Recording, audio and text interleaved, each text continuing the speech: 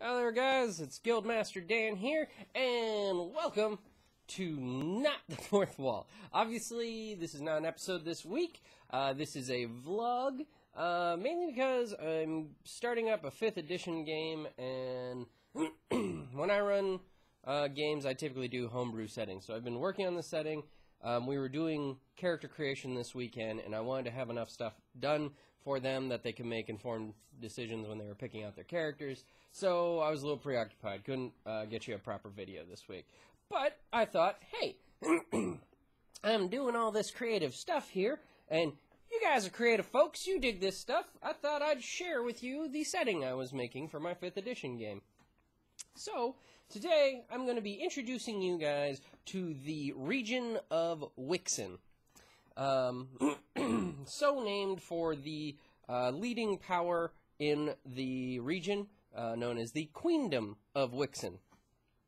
I'm going to take you guys through the history, the races, and the gods.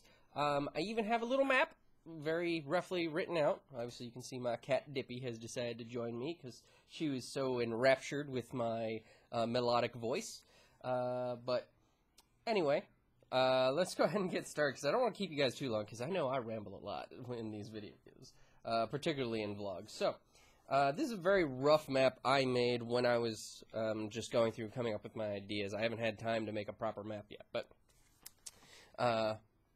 for my players, you're going to be getting some extra information, so be sure to separate player information from character information, because Guildmaster Dan don't play that. Alright, so here we go. This is a rough little map I made. Kind of hard to see because of the light, but this is generally what the setting looks like. Up here, this big empty white space here is actually the Queendom of Wixen. I'm leaving it purposely vague because we're going to fill it in pretty much as they go through adventures.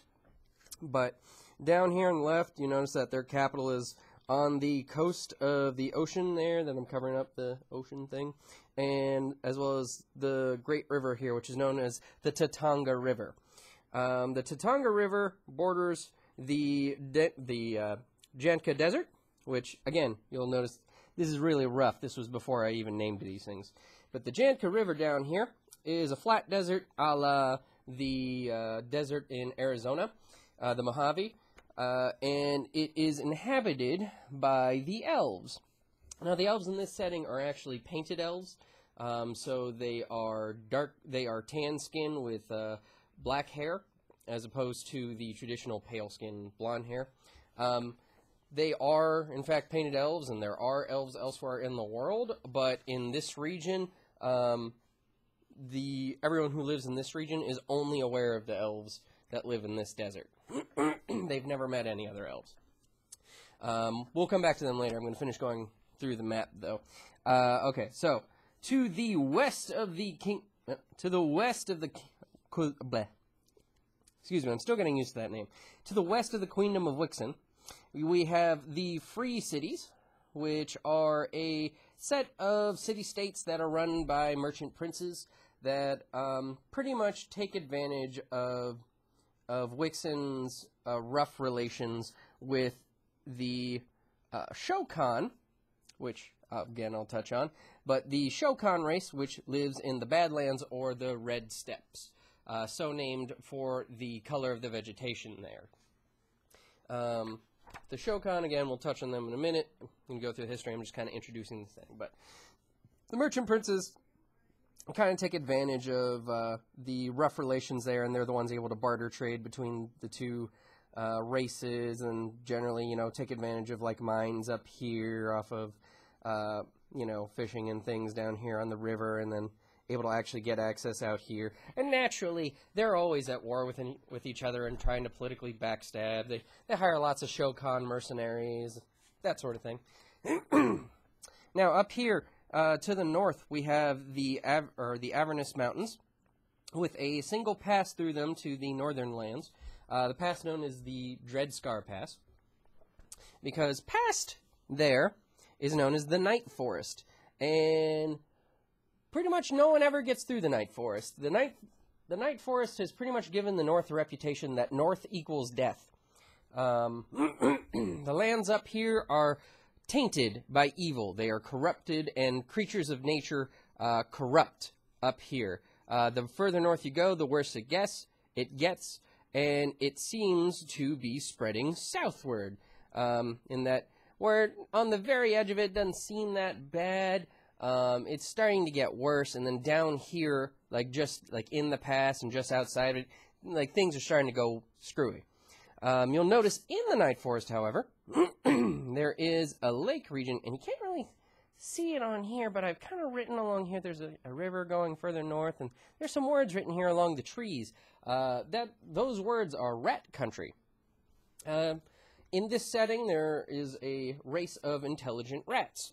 Not like rat men. I mean, literally, they are rats, like what you're familiar with the mundane rats, only incredibly intelligent to the point that they have discovered technologies that the rest of the races don't have, which, again, I'll touch on that more when we get to them. But they have a secret queendom up here that they dwell in, that they keep very well protected and very well hidden from the rest of the world, hence why they're living amongst the Night Forest. They are constantly having to be at vigil against the things in the forest. But that's the gist of this setting. The only other thing I can mention, or the gist of the map, the only other thing I can mention from here is way down here are a set of lands only mentioned in the history known as the Old World. It's where humans originally came from, which, let's go ahead and get started with them, since that leads right into it. I got some pictures on my little race list that I did here. I don't know where I got them from. I pretty much just grabbed them off of Google.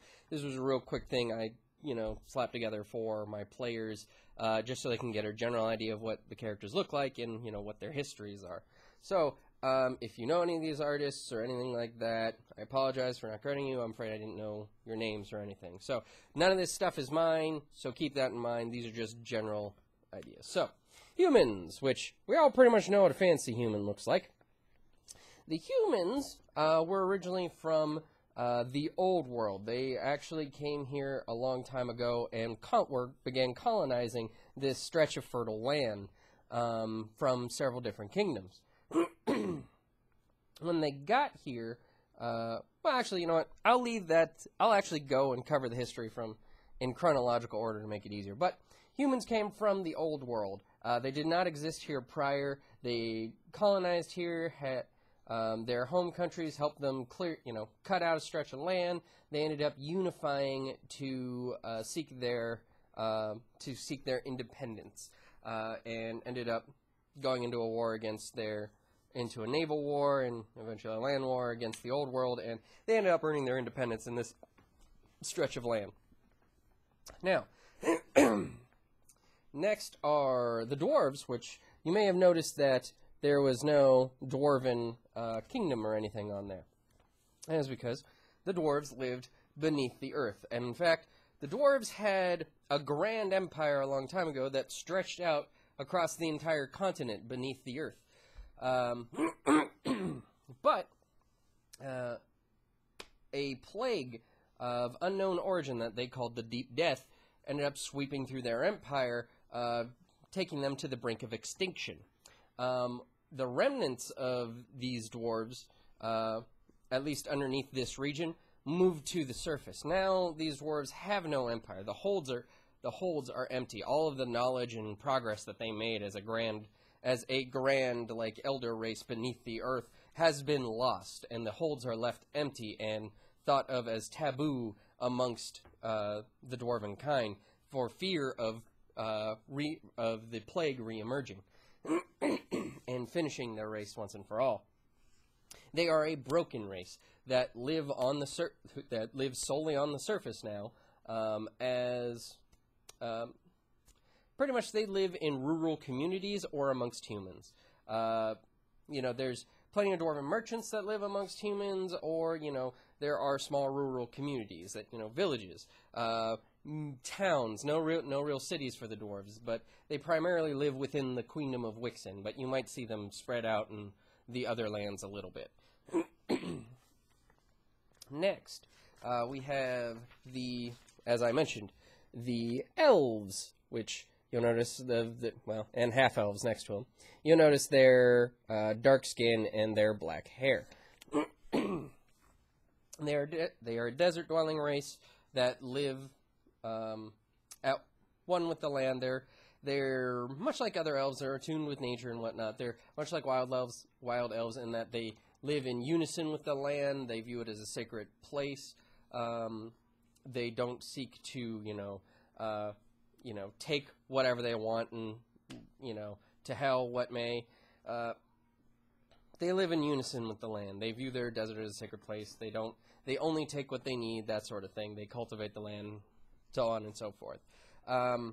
They are not as aggressive as wild elves typically are. They don't kill people who come onto their lands instantly, but they do have a general caution with other races. They are the longest-lived race in the region. They have been here. They have been here since the oldest of times. They've seen all the other races rise and come to the region, and they're cautious of the younger races because they've had to fend off incursions into their lands multiple times. But they're not outright aggressive. They have peaceful relations with the Queendom of Wixen. They do openly trade with them, but they generally have their tribes generally have the mindset of so long as you don't try and take our land, we won't have a problem. You may enter our land, do trade, all that fun stuff, but these are our lands. Do not try and come here and set up. Pretty much all of the trade that goes between them on the north side of the river would be where the Wixen trade cities rest, and they go across. Maybe there might be little small reception sort of villages on the other side for where ships can come across and caravans can continue on ferries, more like. But mainly, any of the trade cities on the southern one would actually be elven cities, not human cities. They have, like I said, they have peaceful relations so long as each side keeps their own side of the river. Hence why half elves are a thing. Pretty much they're not viewed as a blessing or anything like that. It's more depending upon how they were raised, they can be they can make perfect emissaries for merchants or for the Queendom of Wixen to the tribes of the south. But there are very conservative communities on both the human side and on the elven side that look down upon that mixing of blood. But otherwise, they happen, particularly along the Tatanga River. They can happen. You'll find that whenever you have peaceful commingling. Next, we have good old halflings, which you have a picture of one of the more urban variety. But halflings came from the old world with the humans, and pretty much set up within the lush lands of the Queendom of Wixen. Much like the dwarves, they live in rural communities or they live amongst humans. Amongst humans, the more urban ones typically are businessmen and women, merchants. They do what is necessary to earn the money in order to, enjoy their wine and food and revelries. And same for the more rural ones that live in small racial villages. Harvest is a very important time, and their festivals are, always fantastic. Next, we have the Tieflings, which... Boop, boop, boop. Sorry. The Tieflings are a little bit different in my setting. I've changed their background. They are no longer... They're no longer a race of infernal ancestry. They don't have demonic blood. As such, the demonic features to them have been taken away and are being replaced with something else. The background of the Tieflings is that back in the old world, there was a great war where the entire region was sent into upheaval because everybody was pretty much at war all over the place. Think a fantasy world war was going on down there. You know, alliances were being called in, old grudges were being acted upon, and it was just a weave of conflict. And because of that war, there were lots of refugees that ended up getting, you know, upheaved from their burnt villages and cities, and they often took to the wilderness to escape the fighting. Well, a lot of those varied mixed races met up with one another in the wilderness, and that's when the trickster god Druval came to them, which we'll touch on him more later. But Druval essentially gave them a deal. He said, "I'm going to take pity on you. If you agree to become my children, if you agree to become my children, you will find a new home, or you will find a homeland," pretty much as he put it. And in a desperate situation, the leaders of the refugees agreed. They said, "Very well, we'll take that." So Druval changed them into a new race to his amusement. He gave them fiendish appearances, precisely knowing how excuse me, how other races would view that. Sorry, I had something caught in my throat. Anyway, he changed them into a new race, gave them a fiendish appearance, and named them Tieflings because he liked the sound of the word. Once they were changed, and they asked, "How do we find our homeland?" he told them, "Travel north, and you will eventually find your homeland." And so, with no other option, they gathered up, took to many large caravans, and traveled north. As they traveled north, they were constantly mistrusted because of their appearance and because of their association with Druval. Naturally, they are the children of Druval, the trickster god. Nobody really trusted them, and plus, considering that they were essentially nomads just passing through, most countries just viewed them as vagabonds. Or vagrants, rather. They weren't welcome in any land they went to. Any place they stopped for resources or anything was only temporary, and they were barely tolerated. They were easily the scapegoat for any community they ever went to, where if anything went wrong, they were the first to blame. Because they're the children of the trickster god. Why wouldn't they be? And look at them! They got horns and tails like demons! If you haven't gotten it yet, they're pretty much the gypsies of my world. They're the fantasy gypsies. But the Tieflings, in order to cope with this, a lot of them took to mysticism and, to mysticism and performance in order to, essentially make communities be more lenient to letting them stay for a little while before, kicking them out. Yeah, kind of some Romani influence here, or at least stereotypical Romani influence. But yeah, it's kind of the gist there. They continued north until they eventually passed through the Jinka Desert, over the Tatanga River, through the Kingdom of Wixen, all treating them the same as they've been throughout their long sojourn, until they finally hit the Night Forest. When they passed through the Dreadscar into the Night Forest, they were turned around. Whatever that was seen there is only talked of in whispers, and often thought to be tales of madmen. But now, they're kind of in this holding pattern amongst the region of Wixen. Their caravans are much smaller and travel around, much just from place to place, trying to get by. They are still seen the same way. They are generally mistrusted, or at least treated warily by the peoples of the region. If you have a circus or anything like that, that's the more ambitious of the Tieflings moving around. And they're just kind of in this holding pattern where they're stuck in this state of, not being able to continue their journey, but at the same time, a lot of Tieflings think that Druval tricked them, that there is no homeland for them, that, it was all a lie. Our ancestors were idiots, and now we're stuck in this terrible life. Some of them think that, no, we need to continue north, and some brave souls try to take their caravans into the Night Forest to continue north. Most never return. And still, there are some Tieflings that believe this is the homeland that we were promised.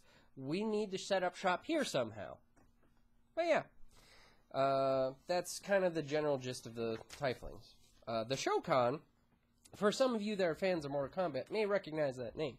Yes, it is indeed the race from the Mortal Kombat universe. I liked them, and I'm using them. So, for any who don't know what I'm talking about, here's a picture of Goro. This is the Shokan race. They are four-armed humanoid. They are large four-armed humanoids that, in this setting, they worshipped dragons and continue to worship the god of the dragons, Bahamut, and have generally had an antagonistic relationship with both dwarves and humans. They are one of the older races in the region. They used to have a unified empire spreading across the region, with their only limits being the Avernus Mountains and the Tatanga River. They tried to spread into the Junka Desert, but the Whatever. They tried to spread into the Jinka Desert, but again, the elves repelled them. They had a unified empire where they are a warlike race. They have many different clans that often warred with one another. Again, I won't go too much into the history, but essentially that empire was shattered, and then when the humans came, they were eventually pushed back to the Red Steppes, where they remain to this day. They generally have an antagonistic relationship with humans and dwarves because of past wars, but at the same time, they're also very warlike to begin with, and their clans are often warring with one another. They often dream of the time that they will unify once more to regain their old lands and spread out across the region again. But until that time, they're kind of in this state where you have this race of warriors that are constantly fighting each others and others. They worshipped ancient dragons. Again, I'll go into the history in a bit. But essentially, the dragons are gone. So now they just worship the dragon god. And the dragons have been replaced by worms, spelled with a U, which I'll go into again more, but essentially think a purple worm, only lots of different elemental versions and things. Pretty much any situation you would have a dragon in, there's a worm instead. The worms replaced the dragons. The Shokan hate the worms.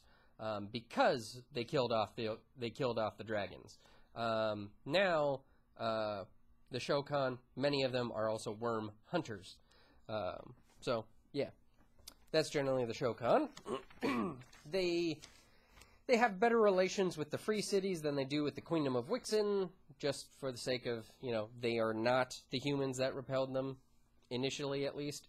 So you may see Shokan mercenaries amongst the free cities. There's some trade, but okay. Moving on.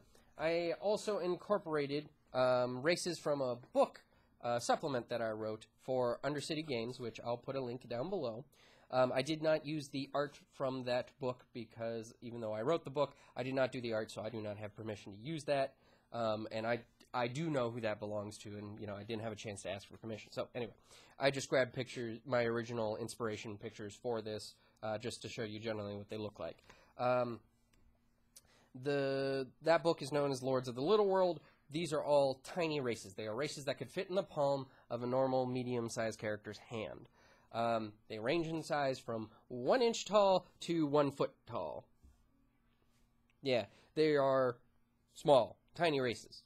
They are rare races, and they generally keep themselves secretive. They don't let the larger races know of their existence because most larger races are, well, they're worried of being exterminated, exploited, or enslaved, or worse, being made into pets. So they keep themselves rather secret. They know of each other, but there's no real history amongst them. The only ones that really keep any history are the rats, and I'll touch on them in a minute. But here's the general gist of them. The first race of the Lords of the Little World are the Minids, which This, as you can see from Arietti here, the Minids are pretty much borrowers. They are identical to humans, only tiny in size, about that tall. And there are two varieties. There are the urban variety and the wild variety. The urban variety live amongst humans or other larger races that they call bigs. And much like the borrowers, they take what won't be missed, and in exchange, they keep the homes free of, like, undesired pests. So they have this kind of symbiotic, unseen symbiotic relationship with their host family. Again, they're very seclusive. They keep in small communes of 1 to 2 or 3 families. They never want to get too big because they don't want to be noticed. If they are ever noticed, then they're forced to travel to a new home for fear of being discovered. Wild Minids have essentially taken to the wilderness to fend for themselves. They don't want to live off of the larger races. They want to live for themselves. So essentially, they go off and they become woodsmen or whatever wilderness they chose to live in, and they live off the land. They are generally considered very respectable by the urban Minids for being so self-reliant, for not needing to borrow things. And that being said, they are still treated with, a bit of wariness, just like any other lord is by the Minids. They're given their hospitality and asked to go on their way as soon as they can. But generally, they're considered very respectable. But that's generally the Minids. The Minids came over on merchant ships, not with the original colonists, but on merchant ships since then from the Old World, and have since spread across the region, or at least the inhabited parts and some of the wilderness parts. Next, we have the rats, which, see a picture? You notice that they're wearing clothing. They are literal rats, but they are awakened. They are self-aware and actually rather intelligent. Back during colonial times, something happened. They're not sure what. They have several theories, such as being divine blessing, an arcane experiment, or even an alchemical experiment. Somehow awakening across a great many of the mundane rats at the time, awakening them, making them at least aware. From there, they started learning from and mimicking the humans from the Queendom of Wixen that they, were living alongside. Eventually, a great leader rose up amongst them and said, "No, we can't keep doing this. We can't live essentially like the Minids. We need to, we are intelligent. We are capable of so much more than even the humans around us. We deserve better than this. We need to go off and make our own land and be our own people." So this grand leader led these rats in a mass exodus, and that's where they settled in that rat country I mentioned before. It's a shining queendom of progress hidden in the night forest to the north, kept secret from all other races. They have measures in place to keep other races out, and their kind are very secretive and protective of their homeland, but they are also very proud. The rats are flat out arrogant because they are amongst the most intelligent races in the region. They have progressed very quickly. In their lands, they've discovered certain technologies, such as black powder, steam power, and the use of natural gas.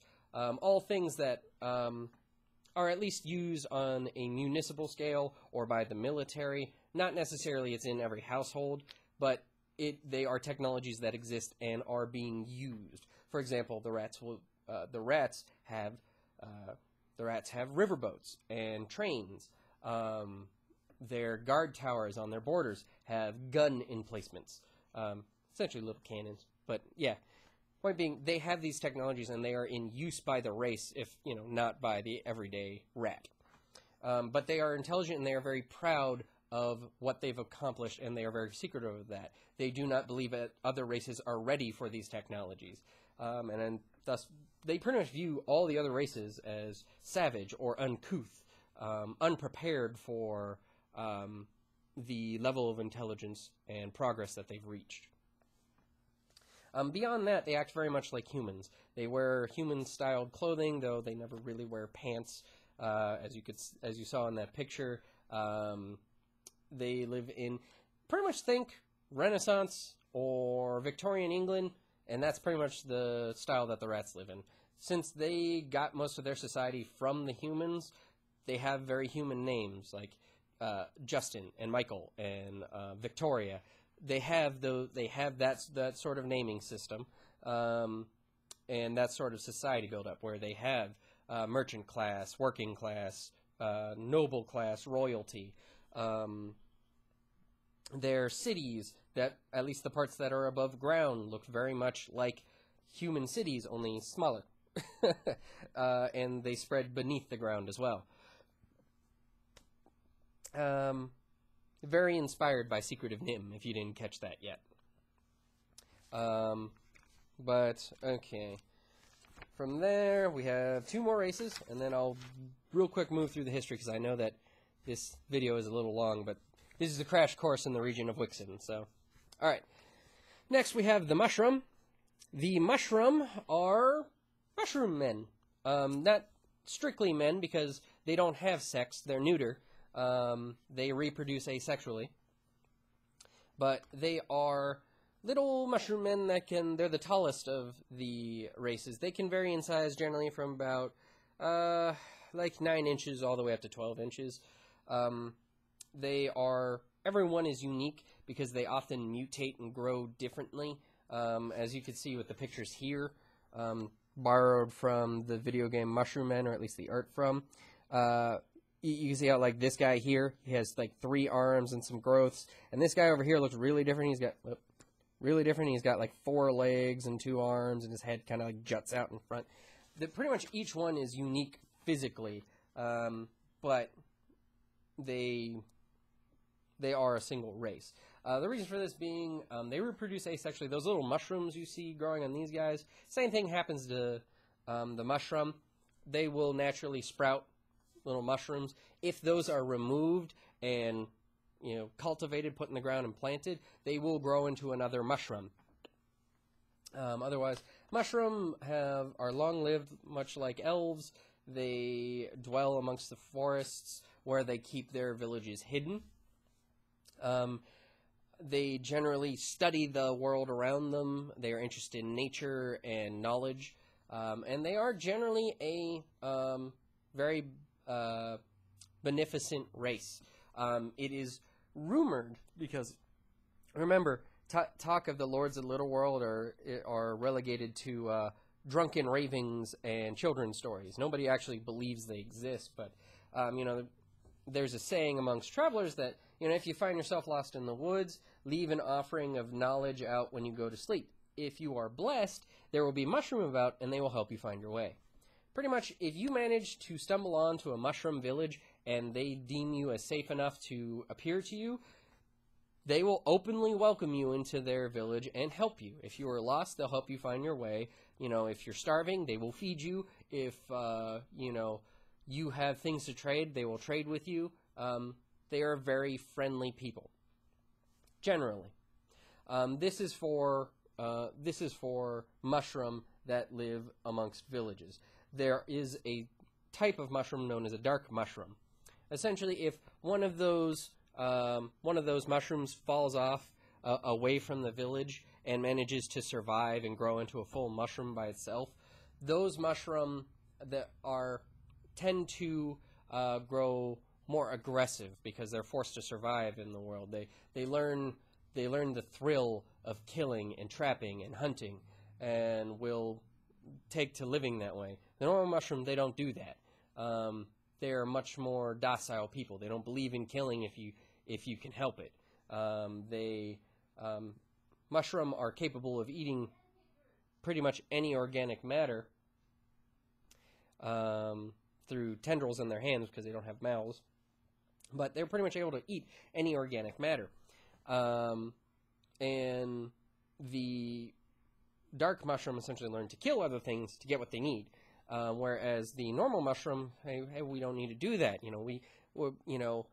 It might not taste as good as meat, but, moss works just fine. Wood works even better. Because you know what? When we're done eating that, we could turn that into a house. Dark mushroom typically live solitary lives by themselves, though it is possible for them to gather into dark mushroom villages where several come together and perpetuate that philosophy amongst themselves.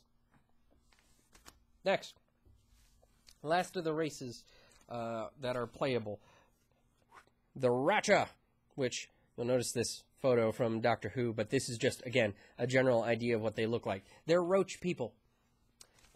If you're my one player that doesn't like roach people and you haven't already away, go ahead and skip a few minutes down the line. I'll be quick.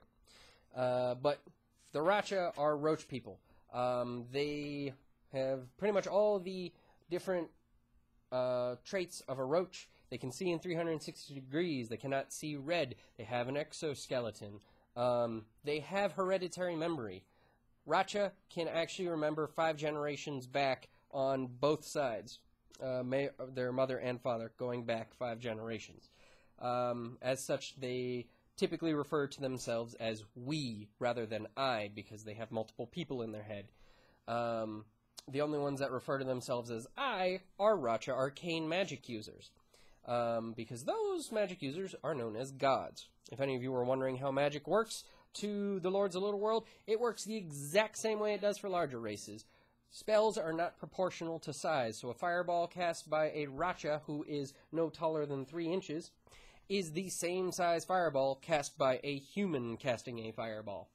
Thus, it's not that they are literally viewed as divine beings by the Racha, they are the equivalent to the divine beings, and are thus typically in power. Most Racha settlements have a god in power, who will fight off any other arcane users that pop up. The reason why gods, in this case, refer to themselves as I, is because they're the only Racha really concerned with individualism.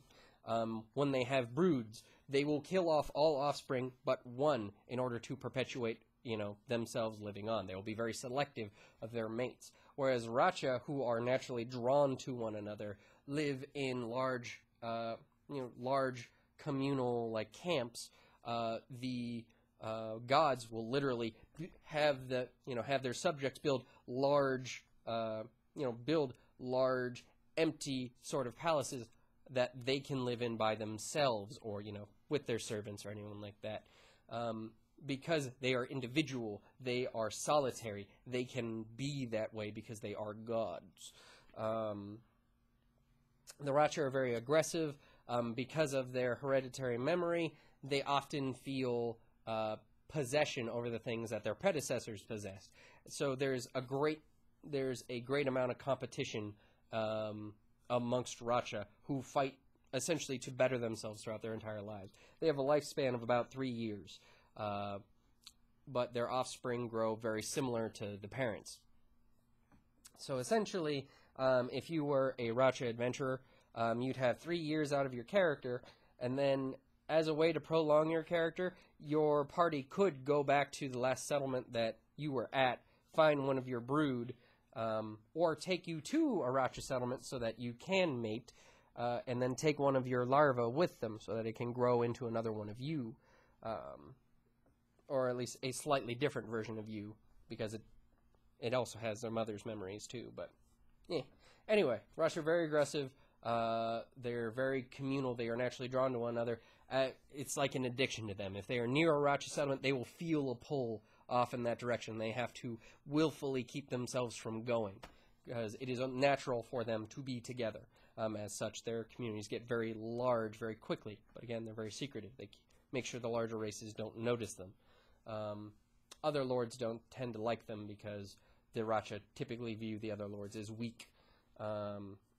Especially the rats are very protective, or are very wary of the Racha, because there have been wars, small wars with them. But okay, those are the playable races. The Lords of the Little World were rare, so only one person got to be one of them, because they're that rare and secretive. Now, I'm going to go through the gods, and I'm going to go through the history quickly, because this is stretching on a really long time. Next, our gods. First, we have the Wixen gods, the ones primarily worshipped by humans. We have Shamhat, who is the great bee queen. She is the elder goddess of creation. The creation sphere of gods, rather.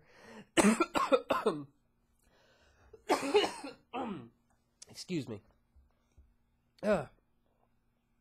Shamhat is the goddess of civilization,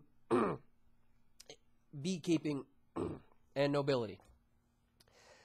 She is worshipped by royalty, nobility, people in authority, civil professions, beekeepers. She's known the great bee queen. There is Nis, the sea fairy. Her symbols are the sexton and the water fairies. She is the goddess of water, discovery, adventure, and commerce. Her primary worshippers are sailors, merchants, and adventurers. Then you have Gaia, the world spirit. Her symbol is the mountain with the sun behind it. Her realms are weather and nature. She is the elder goddess of the alteration sphere. Oh, Nis was a creation god, by the way. And her worshippers are primarily elves, druids, and woodmen. Pretty much anyone who reveres nature. There's La Muerte, Lady Death. Her symbols are candy skulls, candles, flowers, and bread. She is the god of death and love. And her role is she's the death goddess of the alteration sphere. And her worshippers are those in grieving, lovers, and those that deal with death, undertakers, gravediggers, that sort of thing. There's the god Zabulba, the keeper of the forgotten. His symbol is a black void. His realms are the forgotten, essentially people who have been forgotten, lost knowledge, and oblivion, nothingness. He is the elder god of the destruction sphere, and his worshippers are primarily mages, librarians, and assassins. There's the god Ajax, known as the Stallion Lord. Ajax is his symbols are the stallion, the hoe, as in the farming tool, and the male member.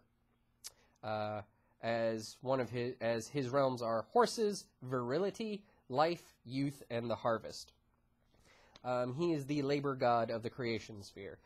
His worshippers are primarily men, laborers, farmers, and healers. Remember, he's the god of life, too. Then, we're back at Druval. Druval is the fork-tongued stag, meaning he's a stag with a snake tongue. His symbol is the fork-tongued stag. His symbols are the fork-tongued stag, dice, and masks. His realms are mischief, cunning, and the night. His role is he's the trickster god of the alteration sphere. His worshippers are tieflings, thieves, gamblers, anyone who pretty much deals in luck. Assassins or thieves or assassins might worship him too. Then finally, we have the Hathit twins. The Hathit twins are a pair of deities, a pair of fraternal twins, known as the Divine Twins. Their symbols are the wineskin and the lyre. Their realms are celebration, wine, music, art, and twins. They are a two-faced god, but they are one entity. Their role is they are the celebration god/gods of the creation realm. And their worshippers are halflings, bards, artists, and tavern masters. Next, we have the beast gods of the region. We have Bahamut, the platinum dragon, or also known as the fallen dragon. His symbol is the dragon. And his realms are dragonkind and war. His role is he's the dragon god of the destruction realm. And his worshippers are dragonkind, shokan, and soldiers. The other beast god is Shai-Hulud. Shai-Hulud is known as the devil worm, again with a U. His symbol, the worm. His realms are wormkind and battle in general, not war, just battle. His role is he's the worm god of the destruction realm. His worshippers are wormkind and berserkers, or barbarians if you prefer. Lastly, we have Grummond, which is the last worshipped dwarven god. His title is the Last Sage. His symbols are the forge, scroll, and runes. Realms, dwarves naturally, the forge, scrolls, runes, and brewing. Pardon. His role is he's the dwarven god of the creation realm, or sphere. His worshippers are dwarves, blacksmiths, and historians. There are other faiths amongst the region of Wixen. Primarily, there's ancestor worship amongst dwarves and elves and shokan. There's mage worship, as seen amongst the Racha, or you might run into it in maybe a shokan, an obscure shokan tribe, or primarily there. And then there's also other gods. Other gods do exist in this world elsewhere for other races, just not primarily here. There are gods of the old world. Some of them are the same as the Wixen gods. Some are different, but they don't really play a large part within the region. If you find a cult to one of those gods, it's going to be rare. All right, and those are the gods of the region. Naturally, there's a lot of female. There's a lot of goddesses, hence the queendoms. The culture here, at least amongst humans and rats, are matriarchal in nature. They have a king and queen, but the queen is the one in charge, not the king. Princesses are the ones in line to inherit the throne, not princes. So on and so forth. Otherwise, it pretty much functions exactly the same, only tilted in the other direction. At least as far as, women hold positions of power. Men are still often laborers. They can hold positions of power, so on and so forth, yeah. But it's a primarily matriarchal society as opposed to a patriarchal society. Now, general history. Once again, we're coming on 50 minutes here, so I'm gonna go quickly. So, region of Wixen. Okay. So there are two ages to the region of Wixen. There's the Age of the Dragon and the Age of the Worm. The Age of the Dragon is essentially ancient times, when the dragons actually still roamed the region. Their god, the dragon's god, was Bahamut. And their kind was at war with the worm. Now, the worms were essentially... They emerged partway through the Age of the Dragon, and they were in conflict with the dragons. A great war spread across the region. The Shokan, or the elves, watched the war that took place, kept themselves out of it. The Shokan, who worshipped the dragons as gods and Bahamut as chief amongst them, served the dragons and fought against the worms. But the worms eventually won, and Shai-Hulud defeated Bahamut. They killed off the dragons and took their places in the world. Thus brought the end of the Age of the Dragon and brought us into the Age of the Worm. The Age of the Worm, the beginning of the Age of the Worm is still pretty ancient time. But after that, that's when the Shokan would spread across the region, hunting worms and uniting together to form one great empire known as the Old Empire of Shiragul.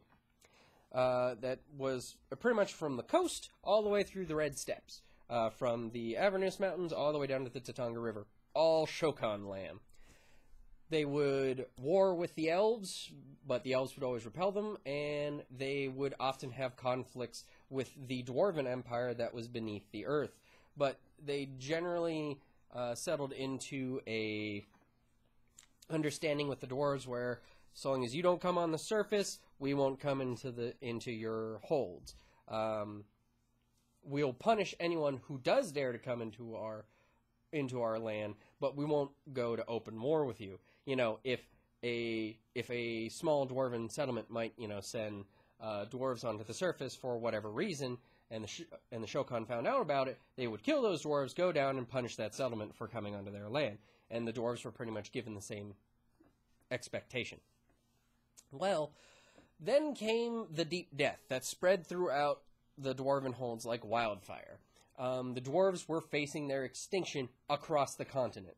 And, you know, they tried desperately at many different things. Some dug deeper than anyone dared. Some tried turning to magic to try and cure the plague. Most dwarves fled to the surface en masse. And that's what happened with the dwarves beneath the region of Wixen. They fled en masse to the surface, fighting for their lives. Pretty much, their only choice was stay here and die, or carve out a place on the surface. So their militaries went en masse, like one big, like, they raided the surface. Because there was no turning back. They had to go and kill and kill and kill and kill until they could find a place to call their own on the surface. This naturally started a very quick war with the Shokan. But the war was bloody and terrible enough that it shattered both forces. Pretty much any semblance of government that the dwarven clans had was shattered because so many of them died in the war against the Shokan. Same for the Shokan. The dwarves, in their desperate attack, managed to kill the ruling Shirogul clan, or at least the leaders of it. That made the other Shokan clans turn on them and essentially fracture. Both empires broke and scattered across the surface of this land. There were not a lot of dwarves left, so that's what they took to smaller communities and did not try to. And it became taboo to go back down into their old world because down there was extinction, and they did not want to risk that happening again. The Shokan were, you know, broken into their separate clans and started warring with each other and the dwarves at the same time. It was very chaotic. Those were the dark ages of the region. Was when the dwarves and the Shokan were just kind of scattered and warring amongst one another. The elves were very guarded of their borders at that time because no, desert, no, you don't come here. Shortly after that, colonies started popping up on the coast from the old world when humans discovered that, hey, there's lush lands here. We're making colonies. They naturally encountered the Shokan quickly. The Shokan were not happy with them coming onto their lands, and the humans had to call in aid from the old world. Their parent countries sent forces that helped them over decades and centuries to essentially push the Shokan back slowly, a bit at a time, to the what is known as the Badlands or the Red Steppes, where they dwell today.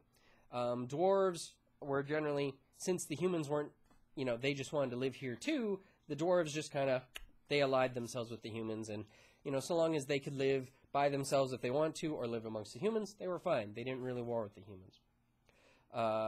So the humans spread out across this region, taking the largest swath of land. The people that lived here, though, started to feel like, you know, the old world doesn't really have a lot of power here, and they shouldn't have say over us. We have all these resources and stuff, and we're doing fantastic. We should rule ourselves. So they came together, and they united into the Queendom of Wixen. Naturally, the old world didn't appreciate that, and went to war with the Queendom of Wixen. But fortunately, after some bloody conflict, which they were able to survive with help from the dwarves and from, you know, the elves very fervently not letting anyone up through their desert, they were able to, you know, reach a treaty with their old lands and be granted their independence. Probably some countries in the old world don't view them as a legitimate country and just view them as, you know, rebels, that sort of thing. But the Queendom of Wixen became its own nation and has remained the ruling power in the region to this day. There came a time when merchant princes started along their borders with the Shokan, started wanting to do trade with the Shokan, and kept breaking rules, breaking the queen's rules, to the point where the queen just finally, she exiled a merchant prince to the steppes. Well, pretty much all he did was he took all of his resources, went to the very edge of the border, pretty much found the line, stepped on the other side, and made a city. And has been living there ever since. A lot of merchant princes amongst the Kingdom of Wixen saw that, saw how much money that he was doing, and went that way. And that's how we got the free cities lining the border between the Red Steppes and the Kingdom of Wixen. Same thing. The North has always been death. Nightwoods are evil, dark, evil death place. The only ones that ever dared to go there are the rats, which, when they awoke and decided they want to go be themselves, they went up there where they knew no one else would go and carved themselves out a nice little land there. And that's generally the history where we're at now. The only other thing I have to add is for the elves. They've always been there, but they have legends that they weren't always the elves. Their creation legend is essentially that they were once part of the first people, and the first people left them there to go wherever they went. But that's how the elves came to live in the desert, was they were left there by the first people, and they've always remained there. And that's generally the history of the region of Wixen. And that is the setting that my players are going to be adventuring in. They're part of an adventuring guild known as Fairy Tale. And that's where they'll be adventuring. That's my setting. The only thing that I left out was a big bad that's up in the night, in the night woods, and why it is the way it is. But I'm going to leave that for my players to discover and for you guys to think about. But that's Region of Wixen. If you watched this far, kudos to you, sir or madam. I will officially give you, yes, you, the permission to use any of this stuff that you want. I only ask, don't try and publish, the races that belong to someone else, or, you can use the idea, just, credit. Use any of the stuff that you like. Tell me about it. If you do use it in your setting and people like it, let me know. I will, again, down below, if you liked my little races idea, I'll have a link to my book down below. It's not very expensive. It's like $12. I get a portion of that. Undercity gets the rest of it. So if you want, hey, it'd be cool if you read my book.